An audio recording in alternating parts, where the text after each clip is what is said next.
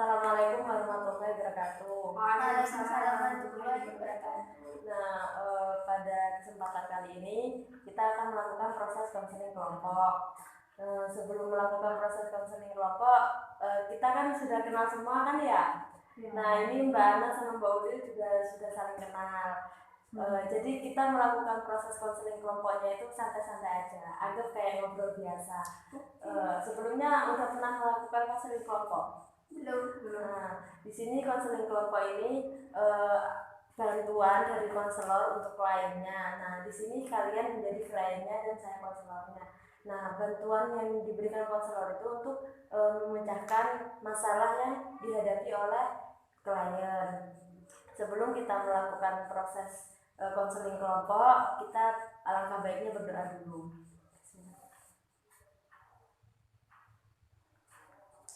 Nah, di proses konseling kelompok ini ada beberapa asas yang harus diketahui sebelum melakukannya. Yang pertama yaitu asas kerahasiaan. Jadi di asas kerahasiaan ini hanya kita saja yang mengetahui apa yang dibahas dalam proses konseling kelompok. Jadi permasalahan yang klien rasakan itu, yang klien hadapi tidak boleh bocor ke mana-mana. Jadi cuma kita bertiga yang hanya tahu. Kemudian itu ada asas normatif. Nah, di sini itu setiap kalian itu tidak boleh menghina satu sama lain. Jadi tidak boleh menghina apa yang terjadi pada klien yang lain gitu. Jadi tidak boleh menghina masalah yang telah dihadapi klien. Nah, yang ketiga itu ada asas kesukarelaan. Jadi Mbak Ana sama Mbak Udil ini mengikuti konseling kelompok ini tanpa adanya keterpaksaan. Jadi sukarela untuk mengikuti proses konseling ini. Kemudian yang terakhir yaitu ada asas keterbukaan. Jadi di asas keterbukaan ini klien itu menceritakan masalahnya itu secara terbuka. Jadi santai tapi terbuka dengan apa yang dihadapi kliennya. Nah, jadi dari penjelasan asas-asas dari proses konseling kelompok itu tadi yang sudah dijelaskan, apa ada yang ditanyakan dari Mbak Ana sama Mbak Udil? Saya ya, kenapa? Dari asas-asas tersebut, apa perbedaan dari asas keterbukaan dan asas kerahasiaan? Soalnya itu hampir sama dikit lah. Iya.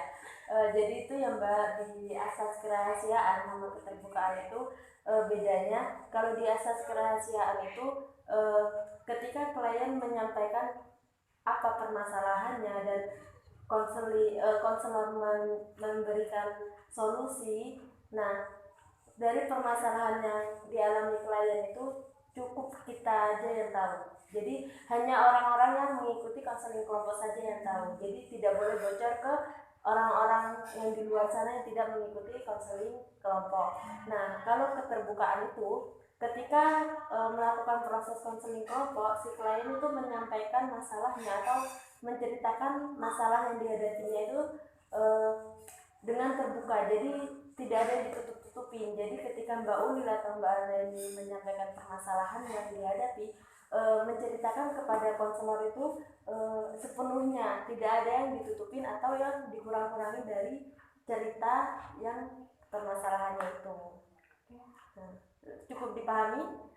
Nah, dari sini dari Mbak Ana sama Mbak Ulil, apa sudah siap melakukan konseling kelompok? Siap. Nah, di sini kan kita lagi di bulan Ramadan, bulan penuh suci, di mana orang-orang itu mengejar kebaikan untuk mengisi di bulan Ramadan ini.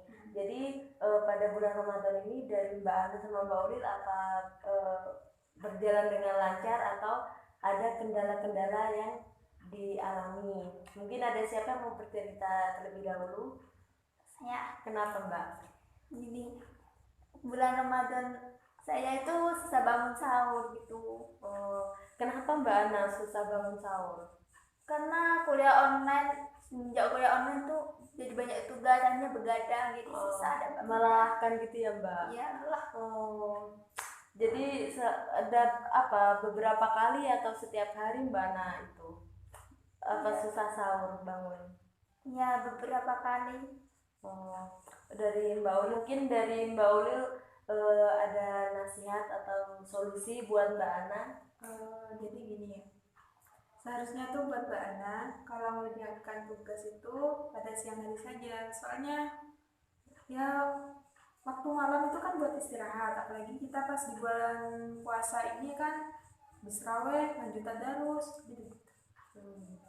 Nah, jadi dari Mbak Ulil tadi memberi masukan kalau mengerjakan tugasnya itu di siang hari saja. Jadi malamnya itu buat Mbak Ana itu waktu istirahat gitu. Jadi dari taraweh, tadarus itu malamnya istirahat. Nah, biar bisa bangun buat sahur. Nah, kalau masih apa? Dan juga Mbak Ana itu lebih baik juga membuat list-listan tugas yang perlu dikerjakan di hari itu gitu. Jadi tidak bingung lah mana yang harus dikerjakan gitu. Nah, kalau dari Mbak Ulil apa masalahnya? Jadi gini, setiap kali habis sahur saya suka tidur.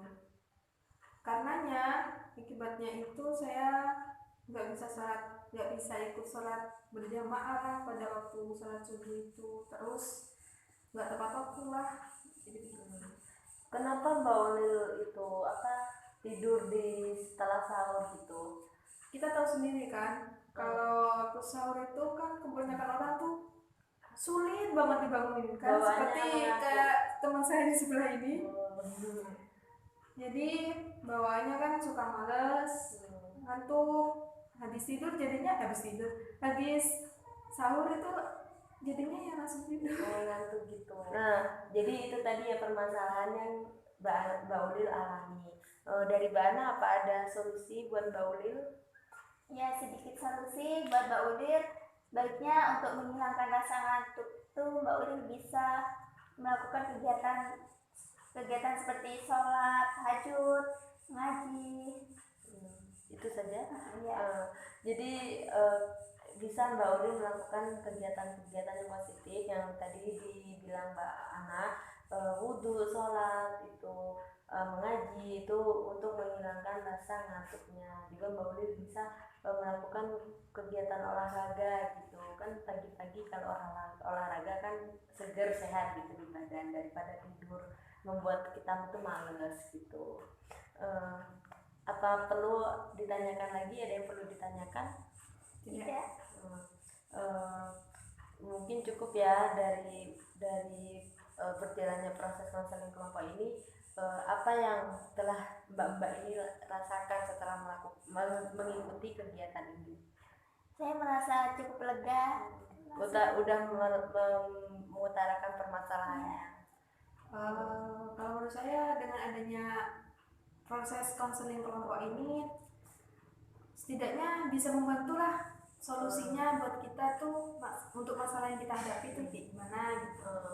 Ya, terus apa ada yang didapat dari apa ada pelajaran didapat dari mengikuti proses konseling kelompok ini dari mbak-mbaknya, buat mbak-mbaknya?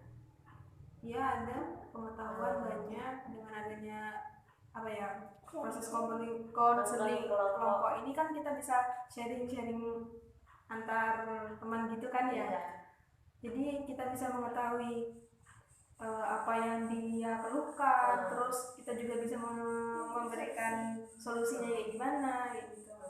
Jadi ya itu ya tadi itu. Jadi adanya proses konseling kelompok ini membuat kita itu menambah wawasan dan mengetahui satu sama lain gitu. Jadi dari kesimpulan tadi itu mungkin tindak lanjut yang akan dilakukan itu untuk permasalahan Mbak Ana yang sulit bangun buat sahur itu gara-gara mengerjakan tugas setiap malam, mungkin Mbak Ana bisa membuat list-listan tugas apa aja yang akan dikerjakan buat hari besok gitu. Jadi Mbak Ana bisa mengerjakan tugasnya itu di siang hari seperti dikatakan Mbak Ulil tadi, dan waktu malamnya itu dibuat istirahat gitu.